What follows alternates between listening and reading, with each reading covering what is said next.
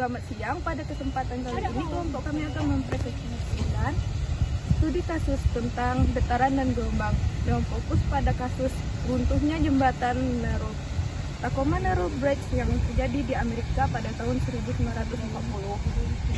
Tujuan kami di sini adalah menjelaskan apa yang terjadi, konsep fisika apa yang terlibat, dan pelajaran apa yang bisa kita ambil. Rumusan masalah: 1. Studi kasus yang apa yang kita pilih. 2. Mengapa studi kasus ini penting. 3. Konsep fisika apa yang terlibat. 4. Apa hubungannya dengan teknik sipil. 5. Kesimpulan dan saran kasus ini.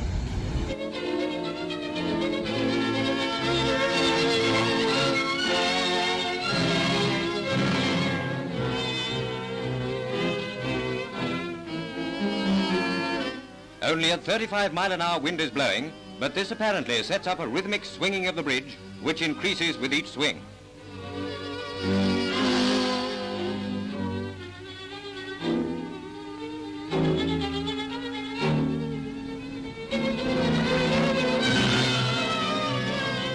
Finally, the swinging road and the suspension cables give way and plunge into the water below. Fortunately, the only casualties were a car stalled on the bridge and a dog.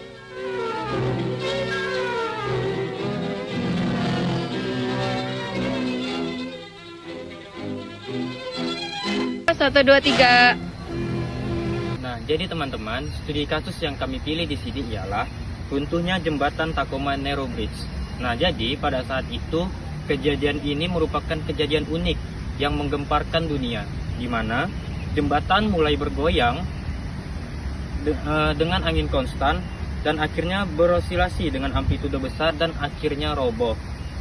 Peristiwa ini terdokumentasi dengan baik dalam bentuk video, bisa dicari di YouTube dan internet manapun, dan juga jurnal-jurnal yang melakukan hipotesis mengapa jembatan itu dapat runtuh. Dan tentunya ini dapat kita jadikan pembelajaran atau acuan pembelajaran studi kasus untuk materi getaran dan gelombang.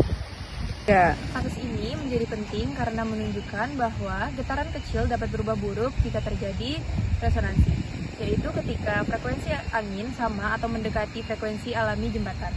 Akibatnya, getaran yang seharusnya kecil berubah menjadi sangat besar dan merusak. Contoh ini menunjukkan bahwa getaran dan gelombang bukan hanya teori, tapi juga menyangkut keselamatan dan keamanan manusia. Nah, jadi teman-teman, dari kejadian ini terdapat beberapa fenomena fisika yang bisa kita ambil. Yang pertama ialah frekuensi alami. Jadi setiap benda itu memiliki frekuensi getarannya sendiri, begitupun juga dengan jembatan yang pada kasus ini runtuh. Yang kedua ialah gaya periodik dari angin. Angin yang di sekitar kita yang bertiup stabil seolah-olah memberikan rangsangan berupa dorongan terus-menerus kepada jembatan. Yang ketiga ialah resonansi.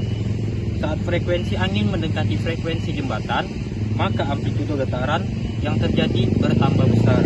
Yang keempat ialah gelombang lentur pada struktur.